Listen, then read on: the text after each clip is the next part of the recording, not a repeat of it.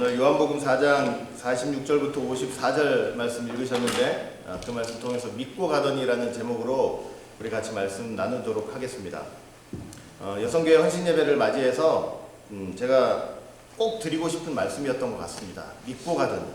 그러니까 여성교회뿐만 아니라 우리 교회 전체가 믿고 가는 이 길이 이제 되기를 바라는 간절한 마음으로 이제 이 말씀을 준비를 했습니다. 그냥 말로만 믿는다가 아니라 정말로 믿음으로 가자, 그리고 믿음으로 걸어가자 하는 우리의 신앙생활이 좀 되었으면 좋겠습니다. 그렇게 믿음으로 걸어가는 길이 될 때만이 여러분들 삶에서도 또 우리 신앙생활에서도 우리 여성교회가 어떤 활동을 하든지 간에 믿음으로 걸어가는 길이 돼야만 거기에서 진짜 참된 헌신이 나올 수 있다는 것도 우리는 꼭 기억을 해야 할 것입니다.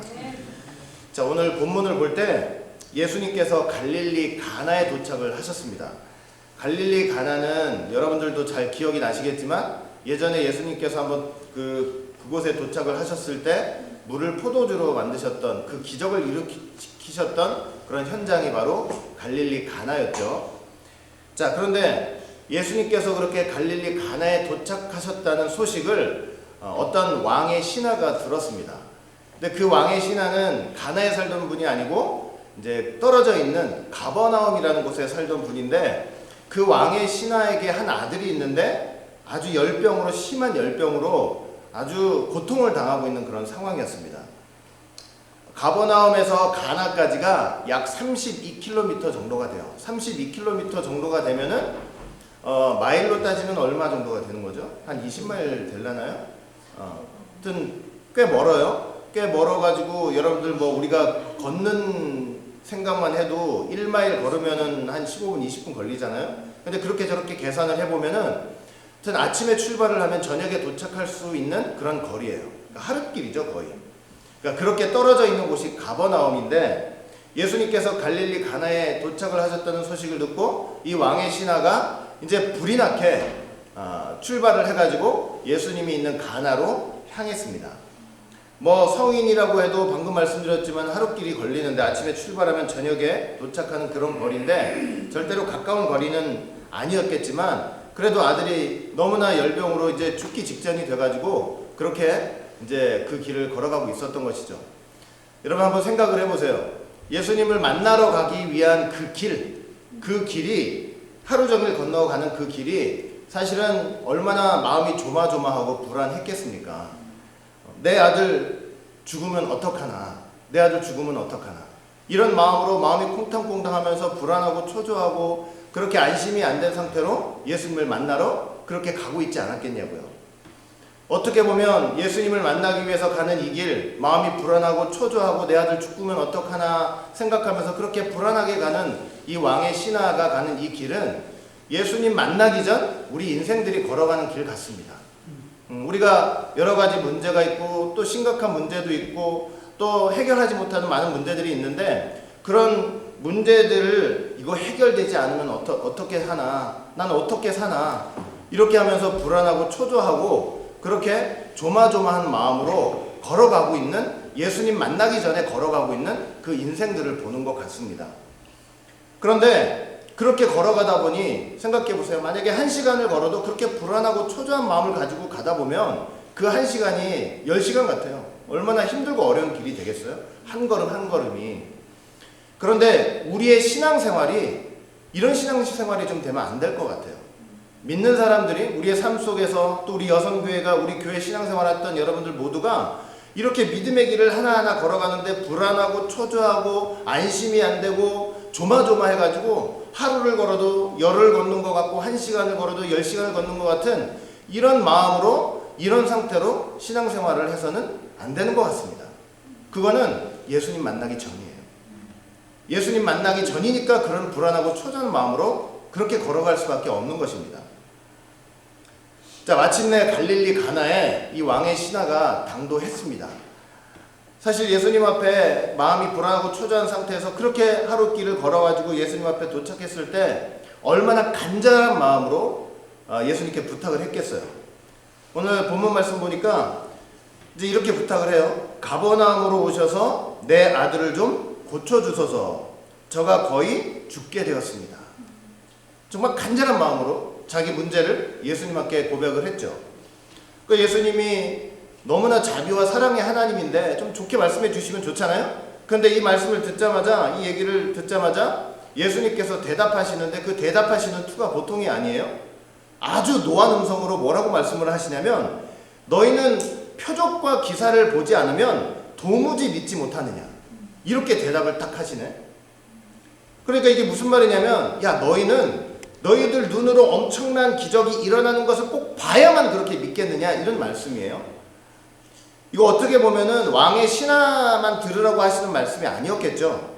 그 당시에 예수님 주변에 있는 많은 사람들에게 하셨던 말씀일 수 있어요.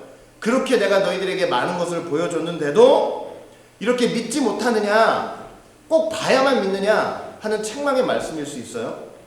그런데 그 말씀을 직접 들은 게 누구냐면 문제를 갖고 온 이 왕의 신하였단 말이에요.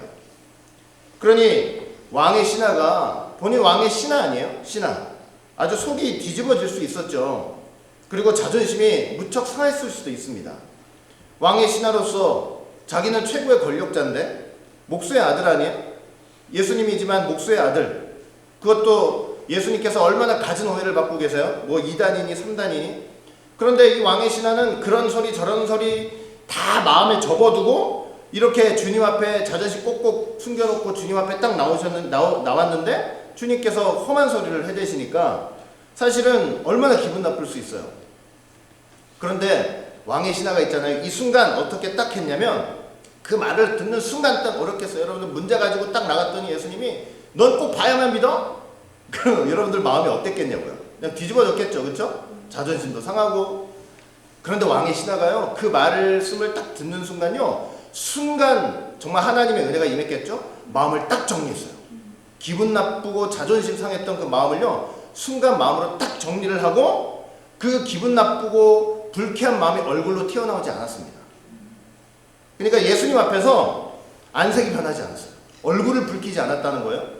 만약에 여러분 가인이 그 앞에 섰다고 생각을 해보세요. 어떻게 됐겠어요?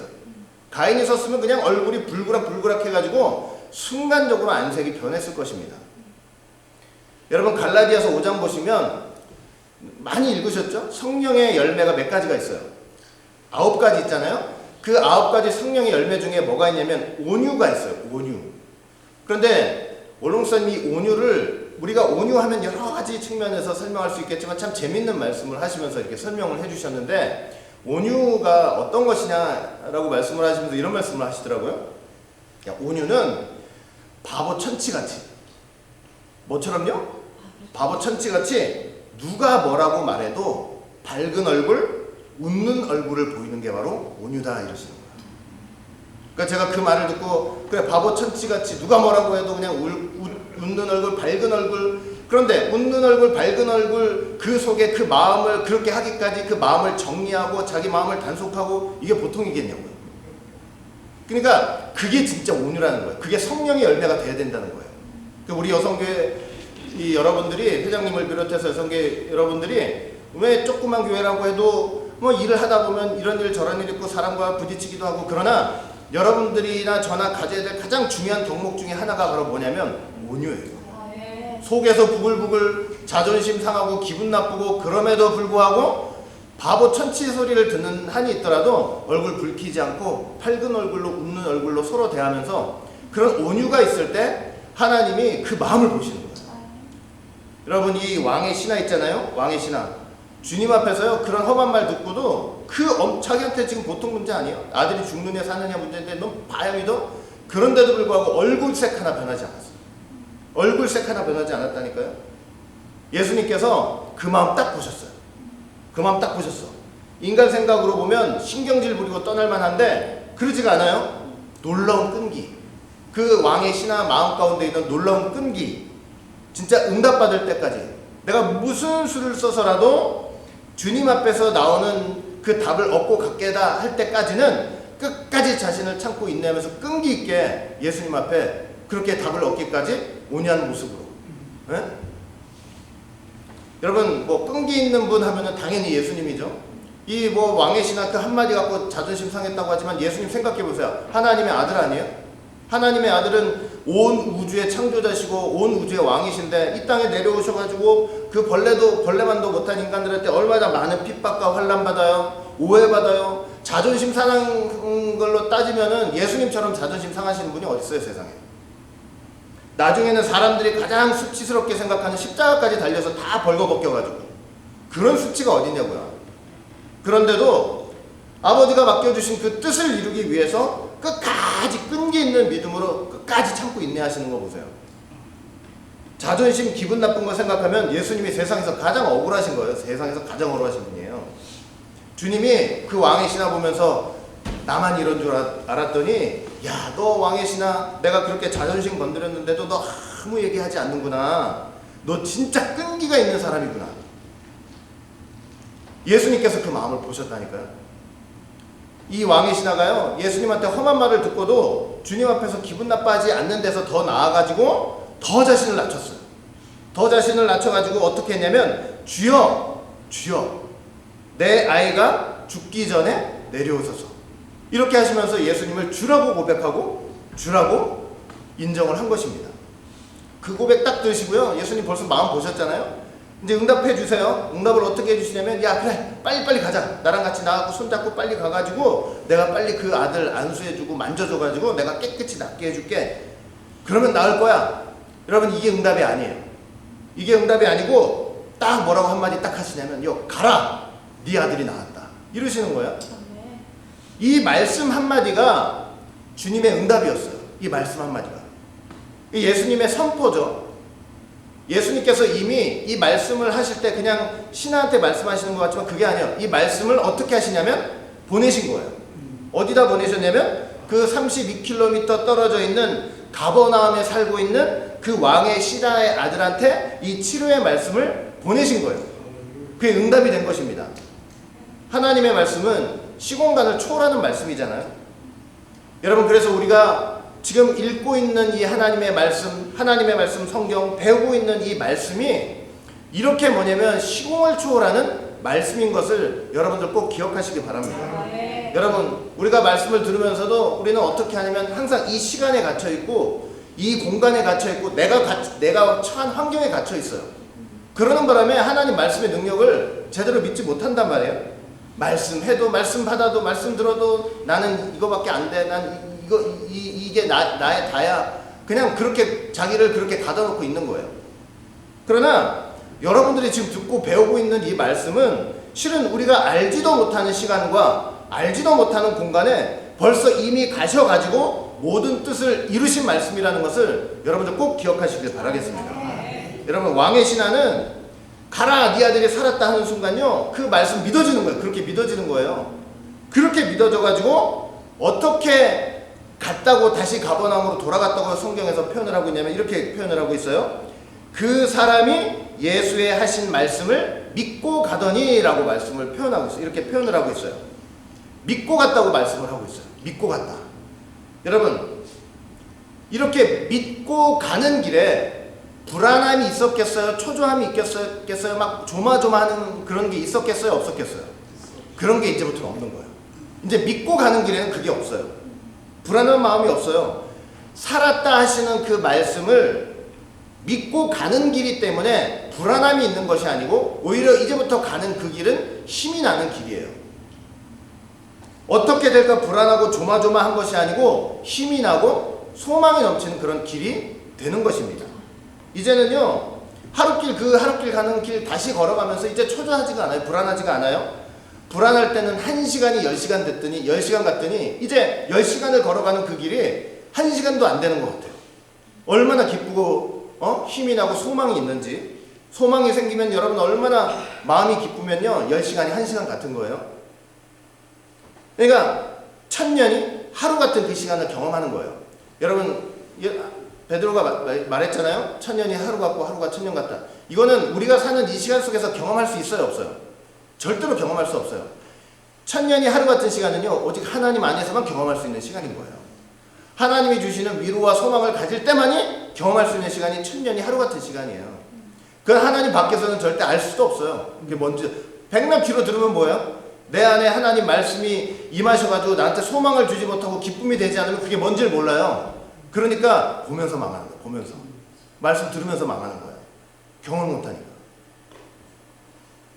여러분, 우리 여성교회, 아니 우리 교회, 우리 각자가 지금 여러분들 삶에서 가는 길이 있을 거 아니에요?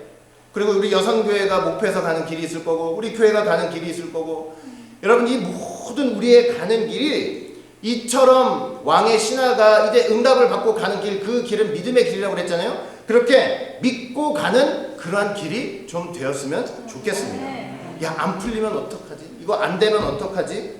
그건요, 예수님이, 왕의 신하가 예수님 만나기 전 걸어가던 길이에요. 그 불안하고 초조한 거는. 예수님 만나가지고 말씀으로 응답받아서 그렇게 걸어가는 길에는요, 그 불안과 초조함이 없어야 되는 길인 거예요. 그냥 믿음으로, 담대함으로, 소망으로 힘이 넘쳐서 가는 그런 길이 되어야 하는 것입니다. 선포하신 말씀이, 예수님께서 나에게 들려주신 말씀, 가라 네 아들이 나았다 하시는 그 말씀이, 선포하시는 말씀이 내가 가는 이 길 이미 앞서서 내 아들의 병을 치료하고 계신다라고 생각하는 그런 믿음의 길을 그렇게 믿음으로 걸어가야 된다는 것입니다. 여러분, 믿고 가는 길에는 반드시 기적이 있습니다. 믿고 가는 길에는 기적이 있습니다. 믿고 가는 길에는 하나님께서 역사하셔서 모든 게 살아나는 강건의 축복이 있습니다. 믿고 가는 길에는요, 반드시 표적이 있어요. 갈 때는 아이가 죽어가요. 근데 믿고 가는 그 길 끝에는요, 건강하게 살아서 움직이는 그 아들을 보게 되어 있는 거예요. 표적을 보게 되어 있는 거예요. 여러분, 왕의 신하가 그렇게 믿고 가는 그 길, 이제 가버나움쯤에 도착을 했는데 막 종들이 달려 나오는 거예요. 아들이 살았습니다. 그래? 언제 살았더냐? 어제 7시쯤 열기가 떨어지기 시작했습니다. 왕의 신하가 생각해 보니까 예수님이 말씀하신 바로 그때예요. 그 길로 자기와 온 집이 예수님을 믿었다고 이제 성경은 말씀을 하고 있어요. 병만 고침 받지 못하고 예수님 믿지 못하면 그 소용없는 거죠. 병 고침 받고 이 병 고침 사건을 통해서 예수님을 믿게 되고 그들이 구원을 받게 된 것입니다. 여러분, 그래서 결론이 뭐냐면 이거예요. 믿고 가는 길의 결국은 뭐냐면 바로 구원이라는 것입니다. 믿고 가는 길 끝에 뭐가 있다? 구원이 있다. 제가 조금 더 여러분들에게 확실히 말씀드리자면요, 믿고 가는 길 끝에만 구원이 있어요. 믿고 가는 길 끝에만 구원이 있다. 저와 여러분들 다 예수님 만난 사람들이죠. 말씀 만났어요. 더군다나 이렇게 귀한 구속사의 말씀까지 다 받고 있는 사람들 아니에요? 그럼 이제 우리가 가는 길은 예수님 만나기 위해서 조마조마 불안하게 가는 그런 길이 아니고요, 말씀 들어가지고 응답 받으러 가는 그런 믿음의 길이 좀 되어야 할 것입니다. 잘 안 되는 것이 아니고, 이건 실패하게 돼 있는 것이 아니고 잘 되게 돼 있는 길이라는 것을 믿고 좀 믿고 가자, 그 말입니다. 여러분, 하나님 말씀을 믿고 가는 그 길에는 들쑥날쑥이 없어야 돼요. 뭐가 없어야 돼요? 들쑥날쑥이 없어야 돼요. 왕의 신하가 주님 앞에 나가러 가는 그 길 속에는 마음이 이랬다 저랬다, 이게 될까 안 될까, 내 아들이 이렇게 가다가 죽으면 어떡하지, 뭐 들쑥날쑥하죠. 마음이 쿵탕쿵탕하죠. 그러나 응답받아가지고 믿고 가는 길에는요, 절대 그런 게 있으면 안 돼요. 그렇게 있지 않도록 하나님의 은혜를 구해야 돼요. 믿고 가는 길에는요, 항상 마음이 한결같아야 돼요. 마음이 한결같아야 돼요. 기분 좋을 때는 잘 믿고, 기분 나쁘면 야, 이거 믿어서 뭐하나, 되는 거 하나 없고, 은혜 받을 때는 내가 모든 걸 헌신하겠다고 다짐을 해놓고 시간이 지나면 흐지부지, 아깝고 귀찮고 이게 무슨 의미인가 하고 절망하고 어두워지고. 여러분, 이런 길이 아니고요, 그 마음이 어떻게 되는 길이에요? 한결같은 길, 한결같은 길. 한결같은 길, 그게 바로 믿음으로 걸어가는 길이에요. 믿고 가더니 하는 그 길이 그런 길이에요. 그런 길을 가자는 그 말입니다. 그리고 또 믿고 가더니라고 할 때는요, 진짜로 중요한 사실이 하나 있어요. 뭐냐면 믿고 간다고 할 때 이제 여러분들 철칙으로, 저도 여러분들도 철칙으로 사셔야 돼요. 이걸 믿고. 뭐냐면 사람을 보고 예수님을 믿어서는 안 된다는 사실입니다. 자, 믿고 가는 그 길에는요, 믿고 가더니라고 할 때는 사람을 보고 예수님을 믿어서는 안 돼요. 그럼 반드시 실망하게 돼 있어요. 사람 때문에 예수 믿는 일에 실망을 해요. 그러니까 어떻게 해야 되냐면 예수님을 보고 사람을 보는 거예요. 이해가 되세요? 자, 사람을 보고 예수님을 믿어서는 안 되는 거예요. 예수님을 보고 사람을 보는 거예요. 그러면 있잖아요. 그 주님 안에서, 예수님 안에서 그 사람의 마음이 들여다보고 그 사람이 불쌍해질 수 있어요. 그러면 절대 사람한테 실망할 일이 없어요. 사람 때문에 마음이 왔다 갔다 할 일이 없다니까요. 여러분, 예수님만 바라보고 말씀을 이미 내가 가는 저 끝에 있잖아요. 내가 가는 어떤 목적지에 이미 말씀이 당도해 있어요. 여러분들이 듣고 배웠던 말씀은 나와 함께 하시는 말씀이기도 하고, 이미 저 앞에 가셔서 내가 알지도 못하는 시간과 공간과 또 지금 이런 환경이 아니고 알지도 못하는 환경에 가셔서 일을 다 하고 계신다니까요. 그러면 그렇게 내 앞서 가셔서 일하고 계시는 그 말씀을 바라보면서 정말 한결같은 믿음으로 사람 보지 않고 예수님 바라보면서 사람을 긍휼히 여기면서 그렇게 걸어가는 그 길이 된다면 반드시 그 길은요, 기쁨의 길이 되고 힘이 넘치는 길이 되고 뜻을 이루는 다 길이 된다는 거 꼭 기억하시길 바라겠습니다. 여러분, 끝까지 믿고 가더니, 우리 오직 예수의 모든 성도들은 특별히 오늘 여성교 헌신 예배를 맞이하여서 이렇게 좀 말씀을 믿고요, 믿고 가더니 반드시 기적을 체험하고 하나님의 살아 역사하시는 것을 체험하고, 그리고 결국은 살아난 아들 그 표적을 보는 여러분들 모두가 되시기를 주의 이름으로 축원하겠습니다. 우리 다 같이 기도합니다.